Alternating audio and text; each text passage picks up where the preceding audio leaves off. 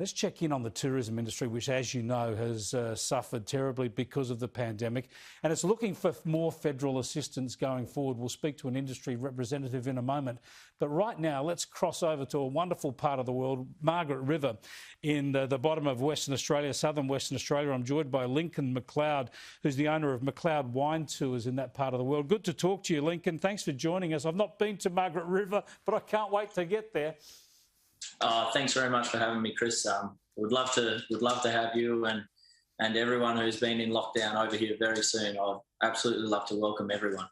Tell us about just how brutal the pandemic and the international quarantine and the closed borders, how brutal that has been to your particular tourism operation. Look, it's been financially extremely difficult. The best month we've had since April, we were down 44%. That was our best month. Our worst month, we were down 90%. We're averaging 70%.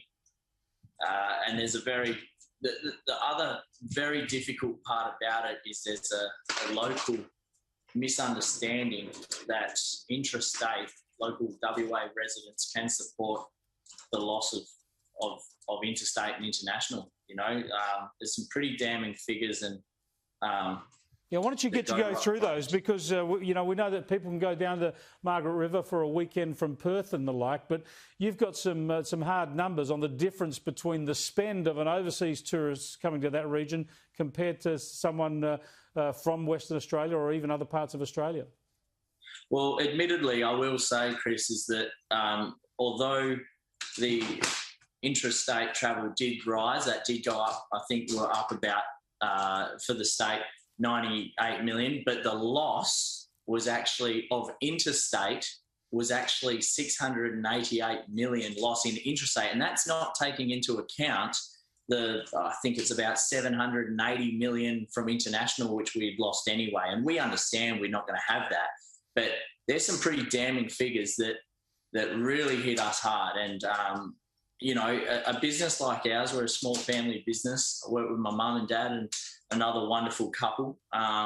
We spend an absolute fortune in attracting interstate and international travellers to the benefit of the local economy. You know, our business being, you know, out of business, we will have rub-on effects for so many other, you know, local businesses and other tourism businesses within the region. And I got to say, mate, it's wearing us down. You know, people say, "Gee, you must be busy." The thing is, yeah, we actually are busy. We're busy, making cancellations and referring bookings to a later date with hope that our state borders can stay open.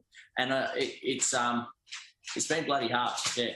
Well, we'll talk in a moment to Margie Osmond about the push to get an extension of JobKeeper payments and other financial support for the tourism industry, but that just keeps you going.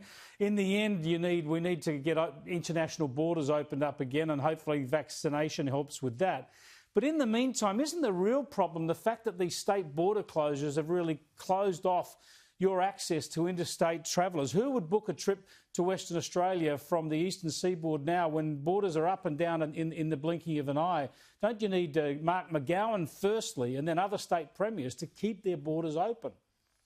Absolutely. Look, I obviously followed it all very closely. I was extremely excited to read the article in Australian yesterday about the proposal for $7.7 billion to have a targeted approach to supporting these businesses as we come out of these hardships. But absolutely, the end goal here is not to. We don't want to stay on JobKeeper payments. Mum and Dad have been in the game for 35 years. You know, this is out of our control. We need those state borders. Absolutely, you've nailed it, mate. We need them open. And I'll tell you what, for our business, if it does come open, you know, we won't qualify for that ongoing assistance, and we don't want to need that, but that's the reality. If we don't have it, we'll probably, I don't know, there's a lot of question marks there. They're ones that keep you up at night, mate, I've got to say. But yeah, ultimately we need the interstate travel, and we can't wait to welcome people to this beautiful part of the world.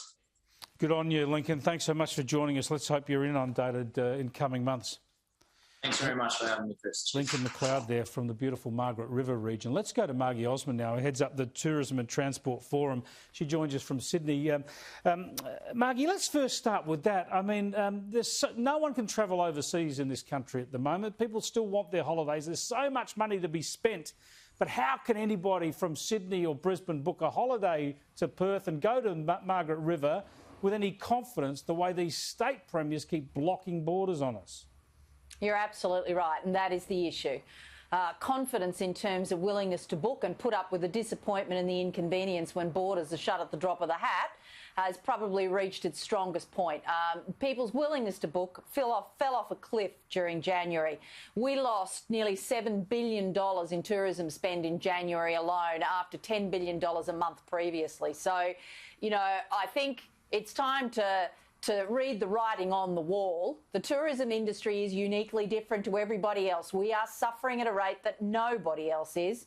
And if the government wants to have a tourism industry this time next year, they're going to have to do more than they're talking about now. Now, I know you're asking the federal government for more money, and you can tell us all about that, but we know that tens of billions of dollars has been spent on JobKeeper, keeping tourism and other industries alive during the pandemic. But surely it's time for the federal government to really lay down the law with the states, because if the states want to keep getting this welfare assistance, this desperately needed welfare assistance, surely that's their end of the bargain, is to make sure that people can move around Australia and spend their money. Look, once again, I agree with you completely, Chris. The problem is that while we wait for that negotiation to occur, which to me at this stage looks, you know, more complex than achieving world peace, a lot of businesses are going to disappear. We expect to lose another 318,000 jobs at the end of March. You know, that's 318,000 real people who'll be out of work, and at least 1 in 5 businesses gone. You're saying in the tourism sector, JobKeeper disappearing in March is just can't happen? No. That is if you want to keep a tourism industry. I mean, nobody in the industry wants handouts. You know that, Chris. That's not how it works. And I think Lincoln said that too. It's not about us having handouts ad infinitum. I mean, look, the Singaporean government has just made the decision to extend their payroll support scheme for another 6 months to their specific tourism and aviation businesses because they can't survive in the current climate. And Singapore is more open internationally than we are, which of course is not at all. Yeah, well, let's hope. We'll wait and see what the federal government does there. But I've got to say, I just think there's so many people wanting to spend their tourism dollar in Australia at the moment, and the state premiers, Mark McGowan leading among them, are stifling that by being so paranoid about the virus and keeping these hard borders. How could anyone want to? You couldn't book a holiday to Margaret River. You'd be mad to at the moment. No, you can't. Well, you just can, I think, in the last 24 hours. But I think the bottom line is... Yeah, but that's the trouble. The border's open now in the last 24 hours. But if you book a week-long holiday there starting in a month, you know that could disappear in a puff of smoke. You need some confidence. And you talk to the Melburnians, you talk to tourism operators in Victoria. This has been a devastating week for them because people have just packed up and come home out of Victoria, not attended the tennis, not done a million different things because they were concerned. And I think that it doesn't stop there. People feel that potentially, oh gosh, will something happen in the next couple of days if I go down to Victoria, you know, next week, and then I won't be able to go to another state where I might have to work, and it's a nightmare, Chris, is essentially what it is. But the only one who's getting it right at this point in time is Gladys Berejiklian, and I say more power to her arm. Yeah, well, I had a classic example of that today, a meeting I was supposed to be at in Melbourne today. There are at least half a dozen of us from other parts of the country would have flown to Melbourne, stayed the night, been there. We all stayed home and did it via Zoom, and that's all money sucked out of our economy, sadly, and in particular the Victorian economy in that case. Let's hope you get all the action you want, Margie. Thanks for joining us again. Thanks for your support, Chris.